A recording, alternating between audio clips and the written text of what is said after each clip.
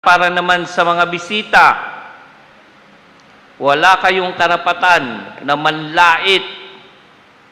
Kasi pag may mga kasal, ito ang lagi kong naririnig, pati make-up at kasuotan ng kinakasal, kahit belo napapansin at nilalait, pati kulay ng kanilang mga motif.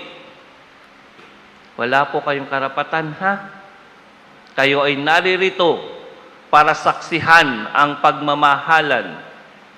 Hindi rin kayo naririto para laitin ang kanilang mga handa. Kulang man ito, mamantika man ito, o maalat man ito, manahimik kayo. Nakidalo na nga, nakikain na nga, mga laitero at laitera pa. May mga kamag-anak pa na hindi daw, bakit hindi inimbitahan si ganito at si ganyan. May tinatawag pong budgeting. Hindi kayang pakainin ang buong barangay. At kayo din, huwag niyong unahing ibulsa ang ulo ng lechon. Kasi hindi pa nagsisimulang magpakain, nawawala ng handa. Bawal magsyaron. Sasaktanan tiyan ang naunang magsyaron. Joke lang po Kasi po, ito ay moment nila ng mag-asawang ito. Ibigay ninyo sa kanila ang nararapat. Yung kaligayahang nararamdaman nila ngayon. Sila ang bida ngayon, hindi yung mga marites.